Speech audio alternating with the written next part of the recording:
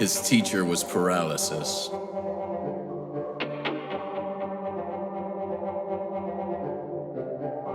Her teacher was addiction.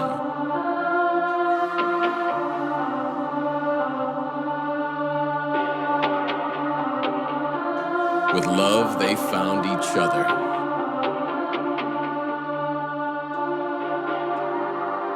You are here now for the Conscious Couple podcast. Hey guys, and welcome to this week's episode. I know we had promised to do a part 2 of our conscious parenting series and have my son come on, but last Friday my grandpa passed, and we thought what a perfect timing to honor him, for me first and foremost, but to really dive into the subject of death and what we think happens after death. I wanted to honor him in the best way that I could, and that was really to talk about this and to talk about what an amazing man he was in my life.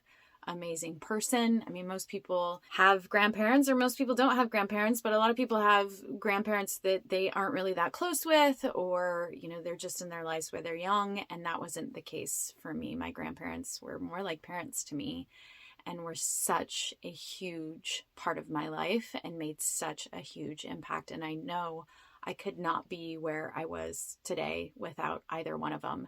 And so, like I said, I wanted to take this time to just honor the man that he was in my life, and to celebrate that. And instead of being sad or sorry, to be so grateful that I got to have him for 38 years in my life. And he was an amazing man. And the best way, like I said, that I feel like I can honor him is to share about him. And as I say, you'll see in the video, Scott and I talk about death and what we think happens after death. Scott had asked him, just last summer, what his biggest regrets in life were, because Scott went there with them, and I don't think a lot of people did. And he said one, that he didn't get an education, which I think he did just fine. He took me and my cousins and his kids on all sorts of vacations all over the US. But his second one was that he felt like he didn't express his love or show affection as much as that he wished he would have, that he wanted to, and that he wished he would have been better about that. And oddly enough, I never felt anything but unconditional love for my grandpa. No matter what I did, no matter who I was, I always felt loved by him, no matter what. So in honor of that, in watching this video, I think the thing that I would ask you to do is to tell the people that mean the world to you, to tell them. Don't wait until they're about to die. I didn't with my grandpa. I shared with him whenever my heart called me to. I have those texts in my phone that I get to keep for forever, reminding him of what an amazing man he was and what an impact he had in my life. And I think that is the best way that I can honor him, is for you to go tell those people that mean that much to you. Tell them now. Don't wait, just as I did with him. I have no regrets. I'm so grateful he was in my life for as long as he was, and I get to hold him in my heart for forever. So hopefully you enjoy this conversation. I love you, Grandpa. And we're back.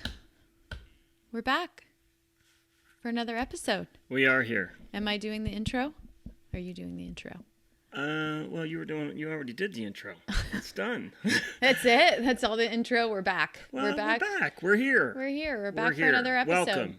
Yeah, welcome, right? Welcome, everyone. Welcome, everybody. Hopefully we've kept you entertained thus far. More than entertained, add value to your life. And if you didn't watch our very, very first episode about why we created the Conscious Couple podcast, it really was so we could talk about all subjects pertaining to life, really, but consciousness, conscious living, awakening, spiritually awakening, whatever words you want to give it, but just waking up more to life and what's possible. And we didn't want to have to be niched down to one specific area of your life, because we have experienced this in all areas of our life, which is why we try to talk about all areas of life. And this episode will be no different, because it's something that actually isn't talked about much. And I think that's another thing for us too on this podcast, is that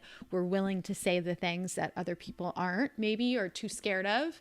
And so, what we say may push your boundaries, may trigger you.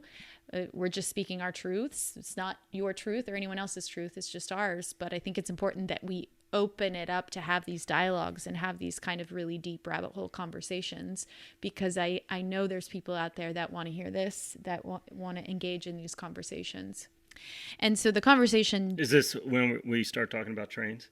Yes. Hey, trains may be a part of it. I think you would like to do an episode on conscious trains. Trains. I think that's what everybody is terrified to talk about. I think so too. Obviously, we are joking. Yeah. So what is the conversation then today? Yes. So the conversation today can sometimes feel really heavy, and I am taking a risk in creating... Why is that? Why do you think all right, first off, it's death. But why do you think it's such a risk? What do you mean? I think it's a risk it's a risk in I may not make it through this whole episode. All right, so that's why it's a risk. All right, so I'll take it from here. So we're talking about death today because a very special person has left the building, so to speak, and his grandfather. Yeah. Really amazing man. I've just loved getting to know this man, the time that he has lived on this earth, and to learn from him. And I loved that you loved him so much. Oh, I did. He is. It's kind of weird to say, but he was such a man's man, because he was such a strong person in such a small body, kind of like a small package, but he was huge. Like I really looked up to him, still really look up to him, and he reminded me of my grandfather. So it kind of brings that that feeling of care. Whenever I had a conversation with him, I felt like he was letting me into his life that he lived, where a lot of times he had to just power through it and not really look at his life so much. Does that make sense? Totally. Because I think there was a lot of pain that he went through. Yeah. And then I think we got really close, just in the time that we actually, the five years, I guess, right? Yeah. Because, he reminded me of my dad. He reminded me of my mom. He reminded me of my stepfather. He reminded me of my, grandfather.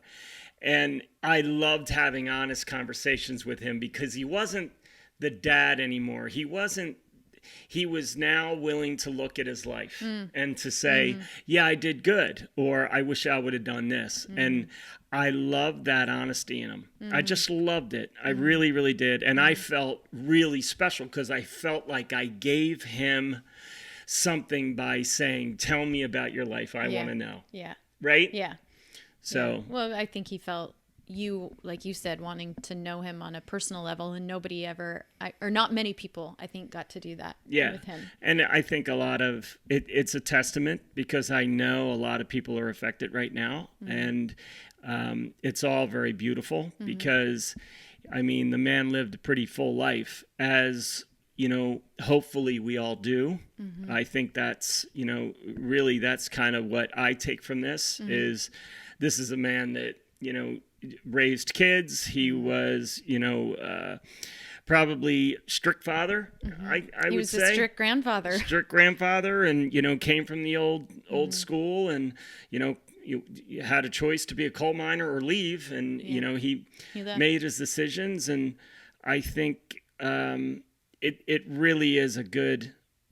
I think it's a good ending to a new beginning, if that makes sense. Well, like it is for exactly him, for sure. What we're talking about today. So we just thought, what better time while it's real and raw, because Scott and I talk about death a lot because of the life that we live and because of the experiences that we've had. Scott's had a lot of death in his life. And he's probably somebody that has helped me open up so much to not being so scared of death. And I think it's such an uncomfortable conversation for people to have, even though... So why do you feel it's uncomfortable? Because I think people are terrified of death. Well, yeah, because they think that's all there is That's it's what I'm just what saying. you're doing. And of course, Yeah. when we're playing in this human game, we're immersed in it. So Right. The question is, if you really, and I guess this is kind of where I go. And listen, I flip-flop because I'm a human sometimes and Yeah. I'm the universe Well, another yeah, time, I right? think that's important. That's called Sure. balance. So I think when you have these moments where you feel like you are you're connected to, whether it's a religion, whether it's, I bow to the universe, I am bigger than this body can be, then I think you realize maybe it takes a perception then that you are, if you're not this body then the body dies and the life goes eternal, right? Whatever that looks like. And the question I would ask people is, because I ask myself this, how do we know we're not already dead?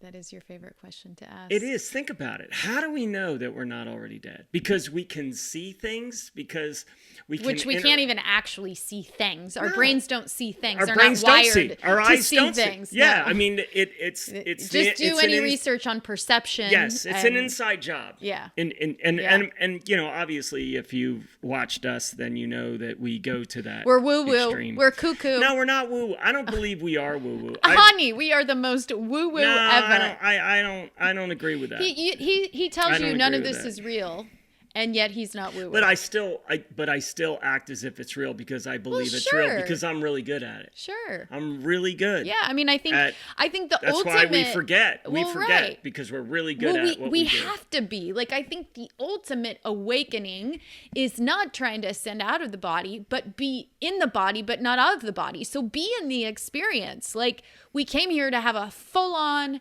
human experience. So be human. And don't forget that you're not just human. Sure, you know? Sure. So I guess the thing of it is, we should probably look at this, because we can use, Grandpa here as and to anybody, that is watching this, that was a part of that man's life. I am. He was a great person, and there's a lot we can take away from him, obviously. So thank you for sharing for him. I thank you for that. I think this is an understanding of where, if we believe that we are creating this reality in the present moment, I had this the other day, the present moment that I am experiencing right now, there's only one person in this world, and that's you, right? Because you're here. I'm here, you're here. In my little world right here, that's all that exists. You're the only one that I can touch, I can see, I can hear in this present moment, right? Now, the reason I say that is because all the other people that are in our lives, our children, our parents, your parents, and our friends, and, our family that is out there, right? They're not in the room with us here. Right. So are they dead? Right. So maybe dead isn't measured in this lifetime. Maybe it's just measured in a day-by-day experience. Kind of, right? You kind of know where I'm going. I know it's kind of out there. Okay. But you're not woo-woo.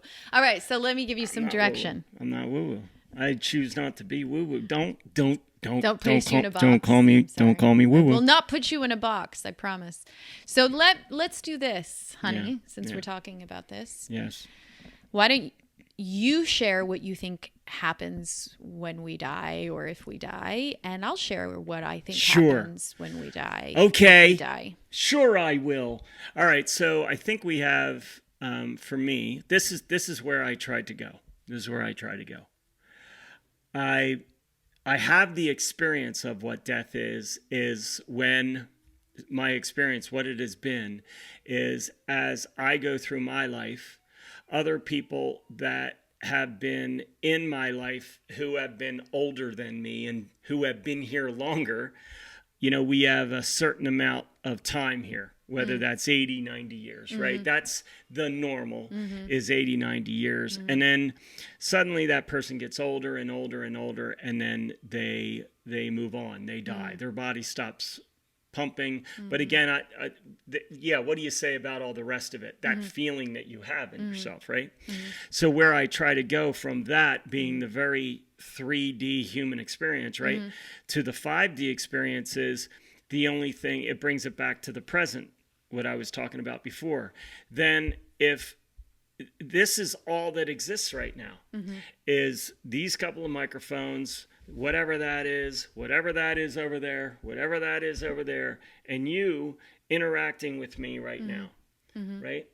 So it takes me back to one of the meditations that I had at a retreat where I am, this ball of energy of white light comes down in my periphery, right? It's right kind of in front of me. And then suddenly my grandmother's face showed up on this ball of energy. And I thought, maybe that's what we are. So we're just living in this little box, this little experience. And whatever gets played on the screen, like at a movie, then that is who is in your life at that moment, in the present moment. Now, all these people that are outside, like your grandfather, right? There's really no difference from where he is now to where he was this time 2 days ago. You see what I mean? Because he's still not here. Now, when I talk about your grandfather, and if I talked about your grandfather 2 days ago, or if I talk to you today, you will probably, most likely, you will have the same exact feeling around him. Now, because you brought this thing of death into it, this other line that says he is now not with us anymore. Right. He wasn't with you 2 days ago. So the connection you have with your grandfather, and I would argue that it's the same connection you would have with your grandmother, and your grandmother is physically has been dead for a long time, right? So here's a great question for you, because I know these two people are extremely important in your life, right? Who did you feel a week ago? Who did you feel more connected to? Your grandfather or your grandmother? That is a really great question. I'm full of fucking great questions. And does it even really matter? Yeah. I mean, I know exactly what you're saying. And yeah, I felt just as close to both of them. Right. Yeah. And I think of, and obviously we've been both in this situation where you can really miss somebody for a really long time. And it's, absence makes the heart grow fonder, right? So when you're away from them for a long time, you have the ability to let your mind run wild with how they actually are. Right. This can work in all different ways. It can work in the good way. It can work in the bad way, right? Where, oh my God, he's a saint. He's a saint. He is just the most lovable, most beautiful, most jovial person. I've never laughed so hard. And then finally, after 6 months, you get together with him and you're like, oh my God, what a dolt, right? Like, because that experience isn't what you have pictured, what you have presented in your thought pattern. Yes? So now, when I say that, who do you feel more connected with? It's kind of like, it's not that they are connecting with you. You are connecting with the memory. So it really doesn't matter who you're connected to. But then it also goes to show you had no difference between somebody who was not physically living and somebody that was physically living, because both of them are not in your present moment. Right.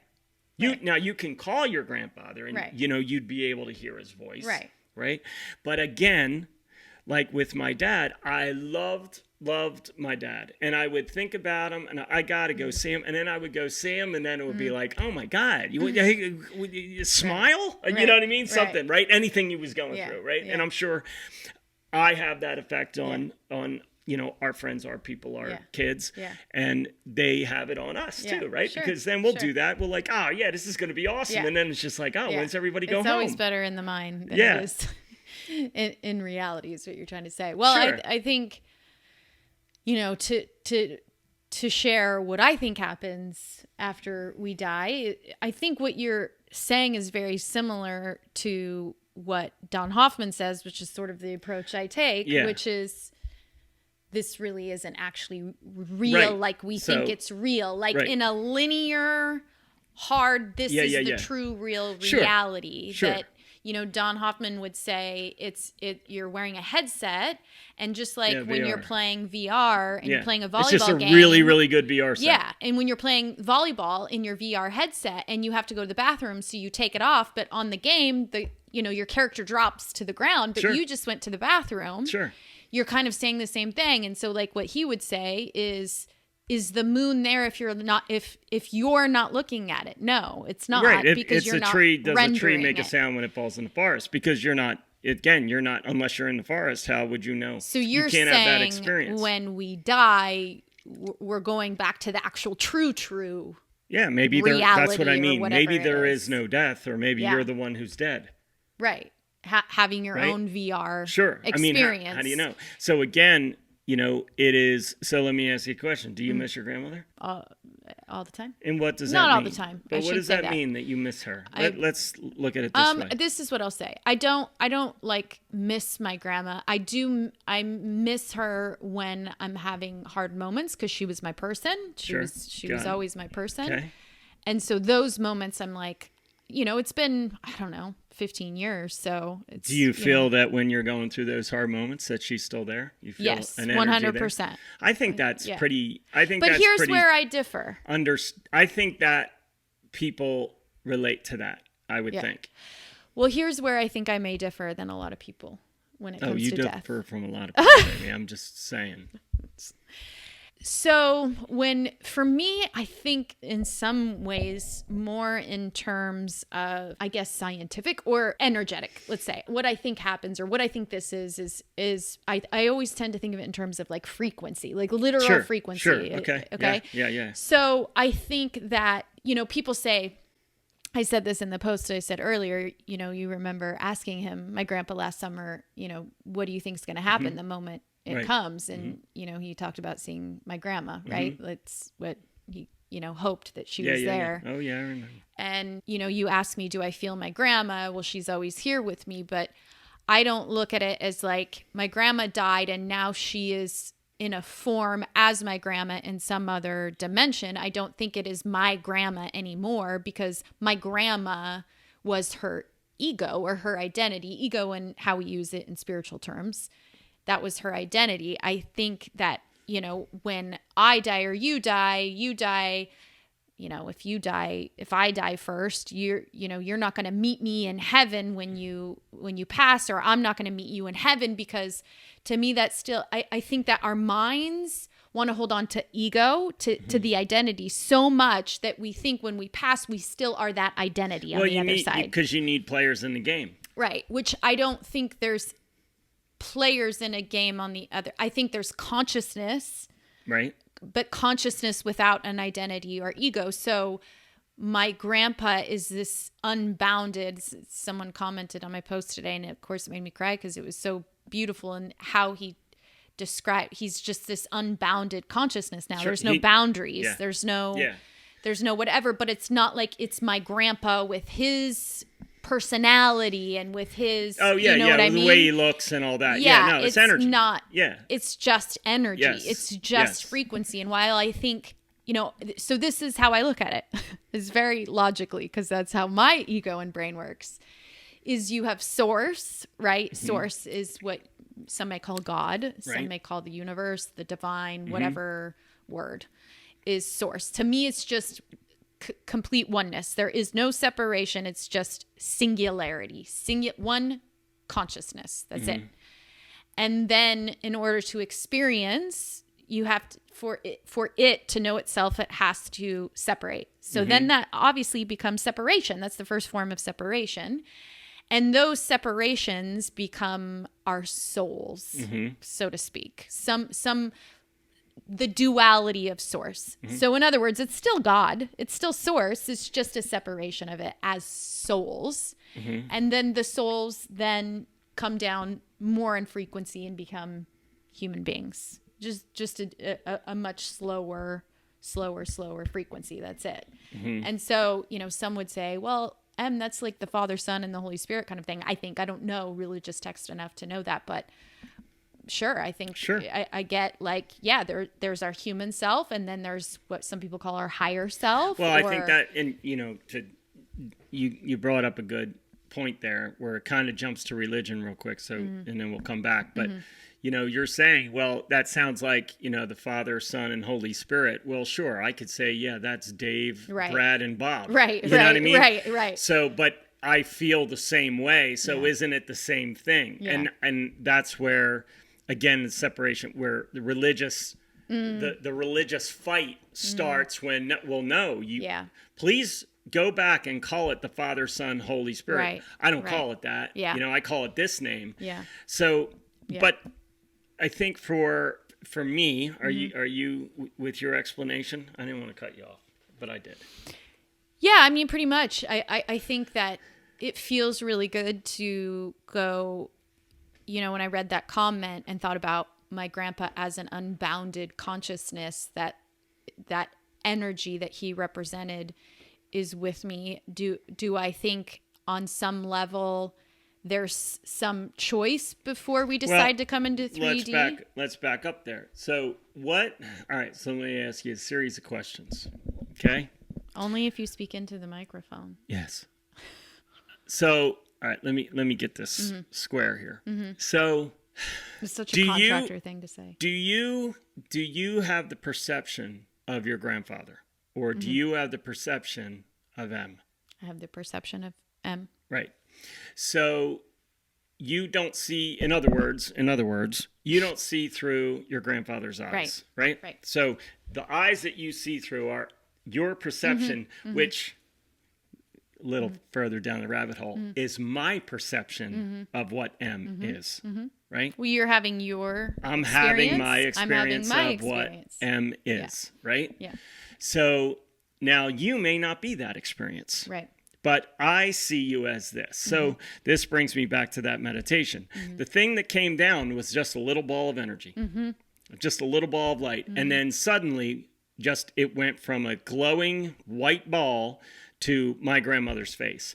And immediately it was like something woke up in my head and it said, oh my God, that's what we do. We just put our intention. I just put my intention on that little ball of light as being my grandmother, which is loving to me, accepting to me, nurturing to me, soft to me, right? She's all these feelings to me. So your grandfather, when you think of your grandfather, what feelings do you think of? Love. Okay. Is there a feeling of desperation? Is there a feeling of obligation? No. Okay. So you defined your grandfather. We what we do in human form is we define your grandfather as he looks this way. Sure. He had both his legs amputated, right? Yeah. And he was this person. He could have been a coal miner, but he said, my brother was killed in the coal mine. I'm not doing that. I'm going to go do something else, right?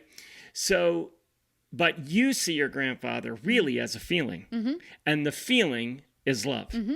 And the feeling is acceptance. The feeling is strength. The feeling is confident, right? So those feelings actually make up who your grandfather is because you are the one who is having the experience with your grandfather. Right. Yes? Yes. Right? Yeah. Now, let's take one of your siblings, okay? Or let's take one of your cousins. Let's take one of your cousins. Do you think they have a different perspective of your grandfather? Well, of course, they have their own different perspective of everything. Exactly. So he really is in the mind of Absolutely. the one who is putting the feelings together. Yeah. Right? Yeah. Because I could also see that one of your cousins may think him as strict, and he may put the emphasis on strict. Oh, he was strict. He was hard. He, I went for him with this problem once, and he didn't solve it for me. You know what I mean? I mean, no, because I think about that with, and it flip flops.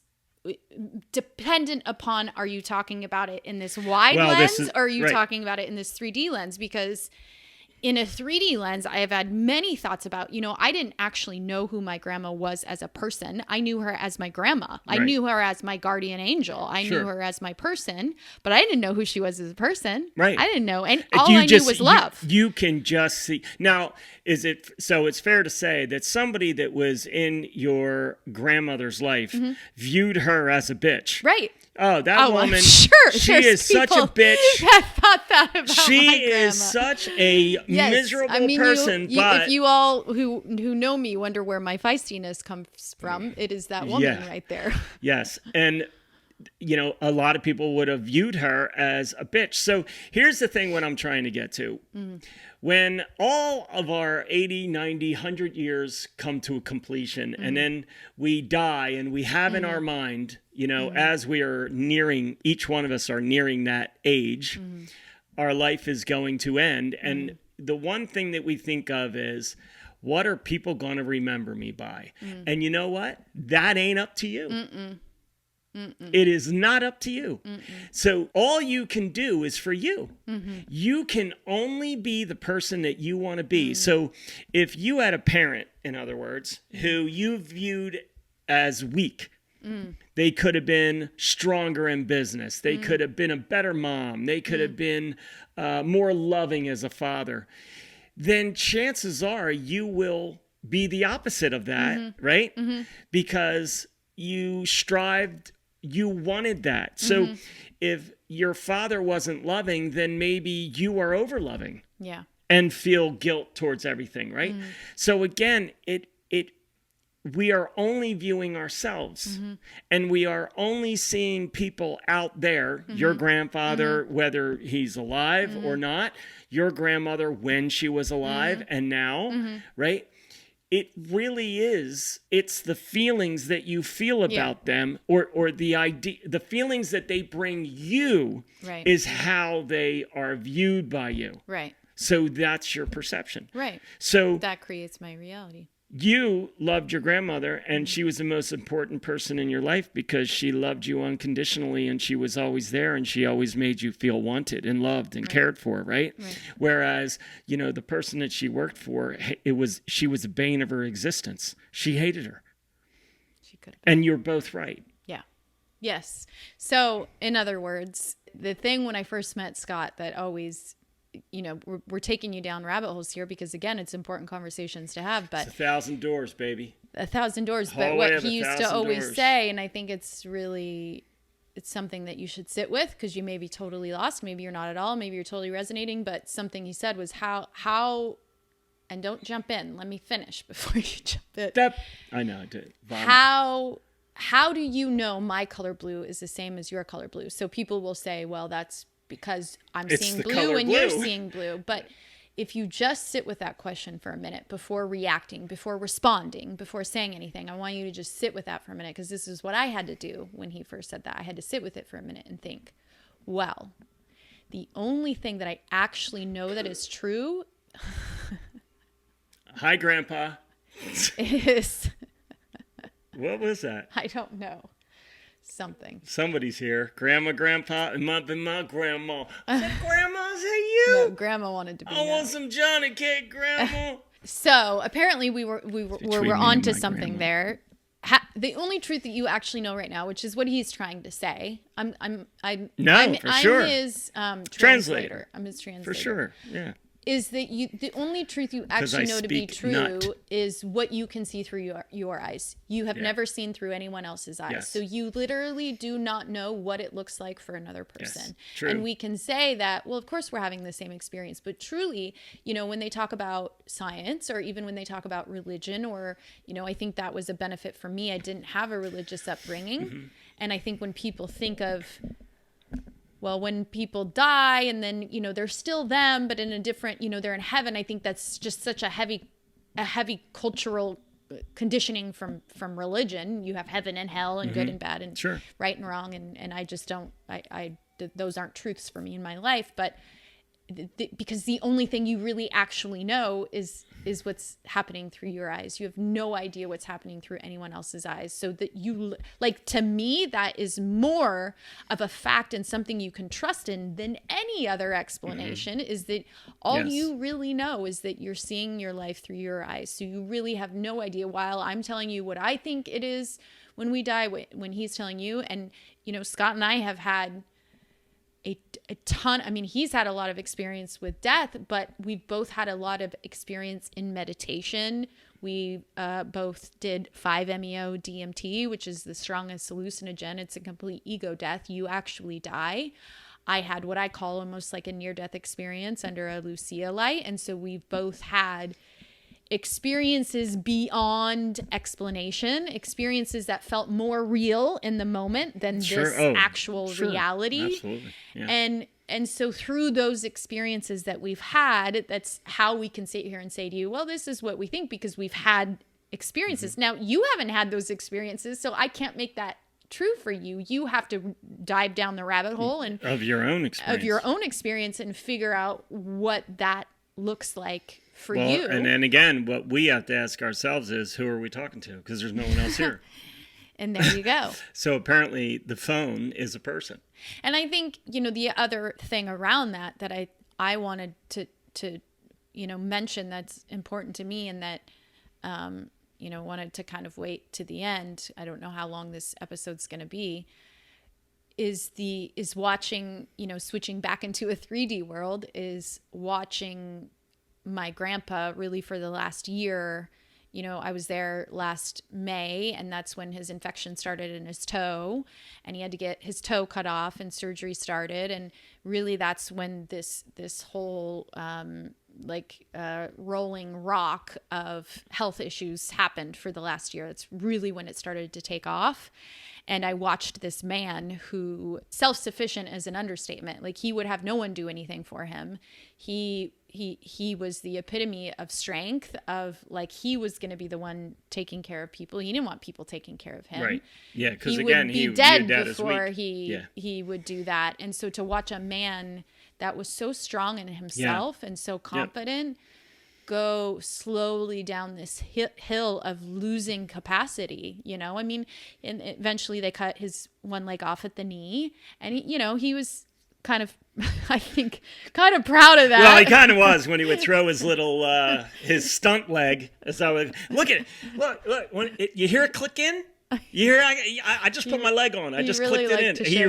He loved to show that off. It's like, you hear that? It just kind of clicked in there. The leg's tight now. He was showing ready it to off run. To Scott. But then, you know, we were literally making jokes because it started with his toe. And this is again what I loved about him, because he was so real. We could laugh at it. Real. You know, and being in that capacity of, you know, losing your body function, being able to laugh at yourself is the greatest medicine. I think I'm proof of that.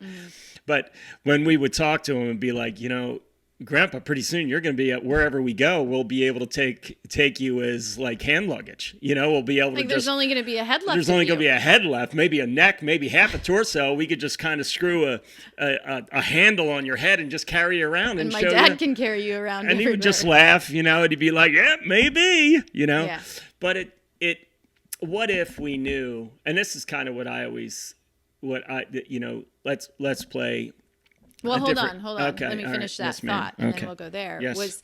Was to just watch. So he ended up having both legs eventually cut off at the knee because of an infection. But what I watched was so much effort and emotions lent to sustaining life at all costs. Like, no matter what, the end goal is that we sustain his life no matter what. And it just that question arose in me over and over and over. Like, at what point do we try to sustain life at all costs when that life is obviously, I mean, he was in his late 80s. Like, to me, it was like, he's not going to like recover and come back and be this, like, you know. I know. That's the thing that oh my God, it's so hard to see her go. She was 95. Yeah. I mean, is she going to run track and field tomorrow? Right. I mean, that's where it kind of gets a little, like with my mom, it's like, I was so happy to see my mom go. Yeah. I really was. Same thing Yeah. with my father, because Yeah. they were not the same people. And I knew that's not what they wanted. Yeah. But what happens? We don't let go because we're scared. And we're scared because we don't have this conversation. That's right. Right? That's right. And, listen, I know there's a lot of people that are going to be hurting because they're going to miss him, and I get it. But maybe this is what we need in order to build ourselves up, a security in ourselves, a confidence in ourselves, so we can then go on and live our own life, so then we can be the example to somebody else. Right. That, listen, it is the way you view your life. It's the way that you view your journey is how you're going to feel. If you're good with it and happy with it, chances are you're good and happy. Yeah. But if you look at everything as, I don't know how I'm going to be able to go on with it. Now, I preface that by saying this. Listen, if something happened to you and you're my partner and you're with me all the time, now, obviously, I get that. The devastation in hearts and everything else is extremely difficult. Yeah. When we're talking about an average life cycle, right? This is kind of what we're talking That's about, what right? I want to kind of say that. Yeah. There is, I have watched, children die. Not watch, but been a part of that. Children die, very, very fucking hard thing, because it is somebody's child, and being a father, being a mother, we know what that feels like. And, to outlive a child, I can't even imagine that. So I understand that. And then there is, the partner, and the partner gets sick, and then now the partner is dying, and, people that have been part of that. And that is very, very stressful, very, very difficult, very, lonely, But even I think there is some space for, I think there's space for both, right? I think there's space for the human grieving and the human sadness and the human missing of that person. Sure.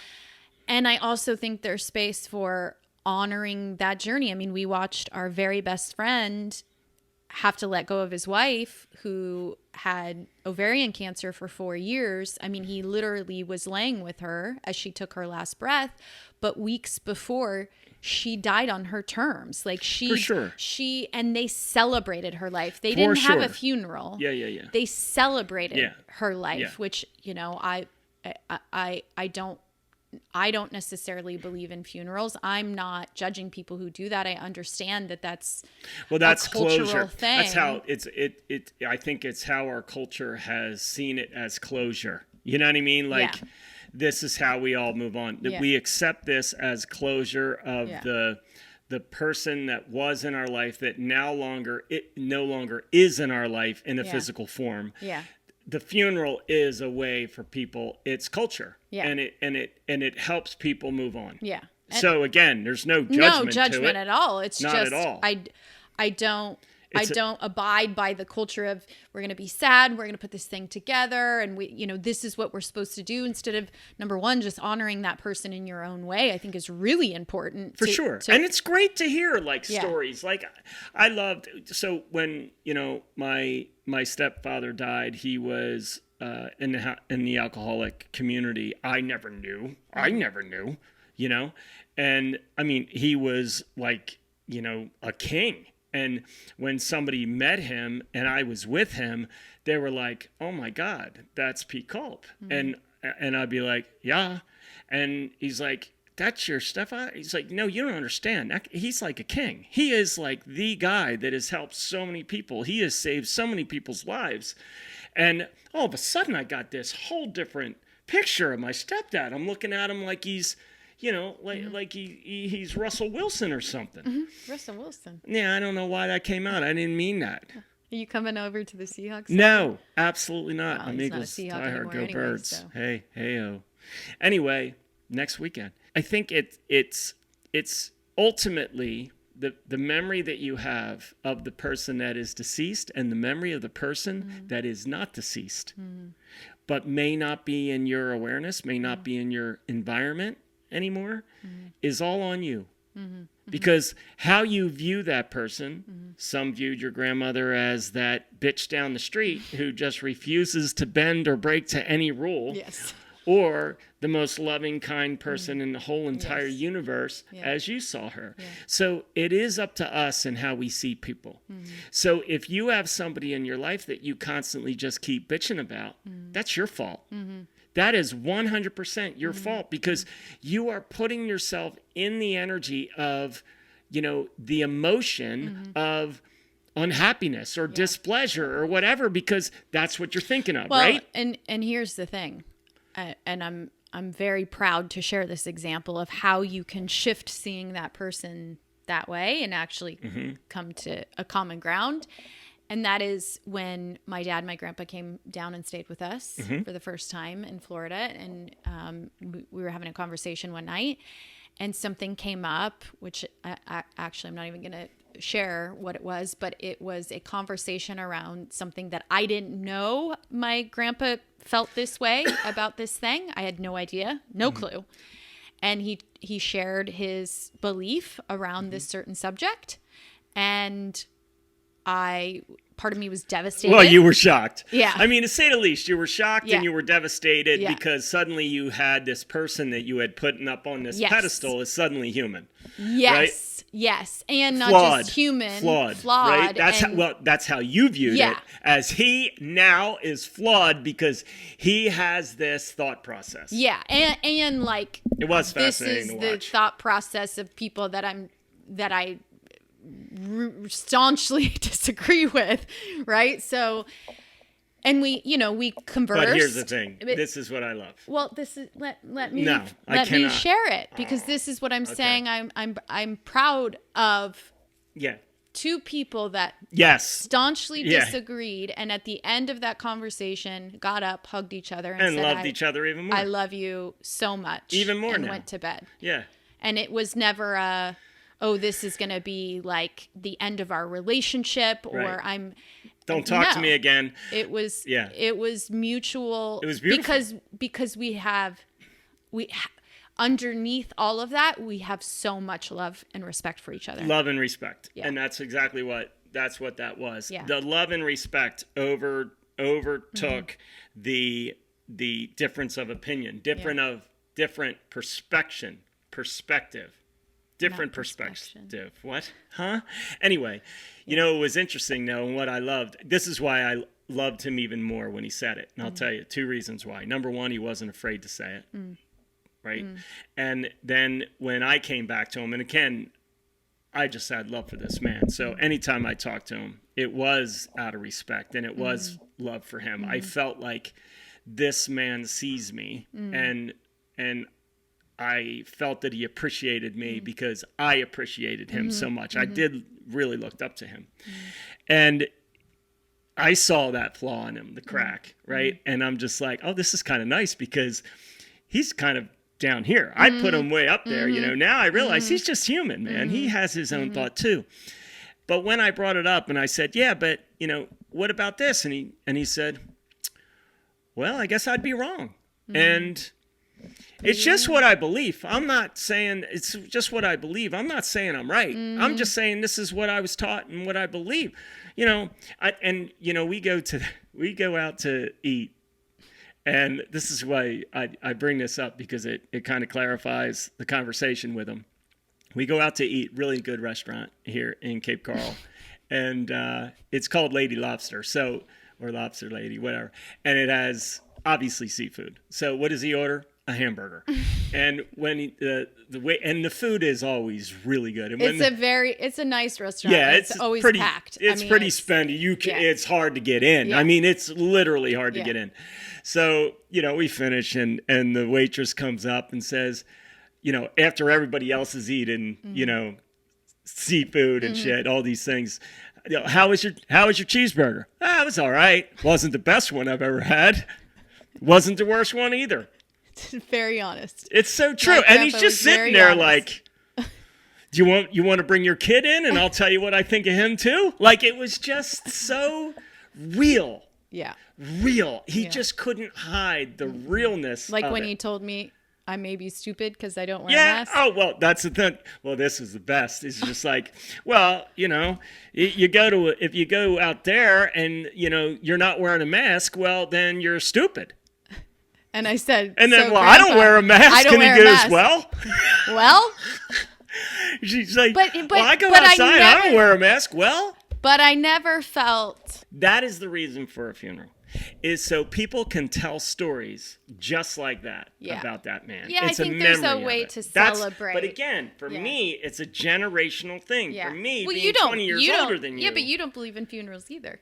Well, no, I did. Right, But in so did I. my age, as my age changed, it's not that I don't believe in them. Well, you know what I mean. Just don't. I love to share the stories, but I guess in the last ones we didn't really share the many stories, and I think now I have my own view of them, of the person who it is, you know, and yeah, it's awesome for people to come and give their respect. Yeah, totally. I think there's a way to do that without. Like... But I'm at the same time, like with my mom, I was really happy that she went because she was not She was not here anymore. Yeah. She was not here in her space. Yeah. It was totally different. Yeah. So. Well, before we wrap this up, because I heard a little knock, meaning hurry up. Oh, is that what that meant? Yeah. So before we wrap this up, I wanted to wait till the end just in case I couldn't make it through. So, you know, I shared a post on Facebook today just talking about who my grandpa was, and we all deal with death and loss, differently.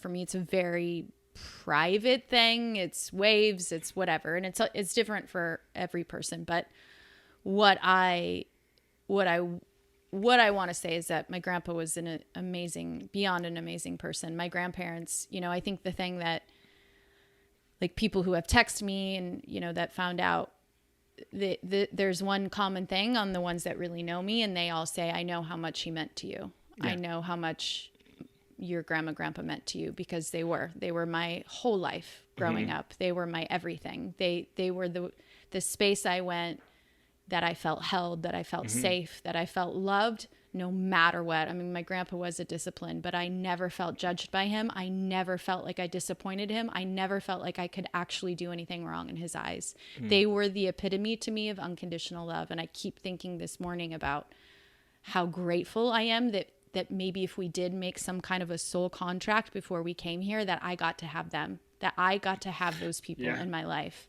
And he just was a good man. I mean, he took toys and clothes over the Mexican border to give to kids. Shoes. I mean, anyone that asked him for help financially or otherwise, he helped.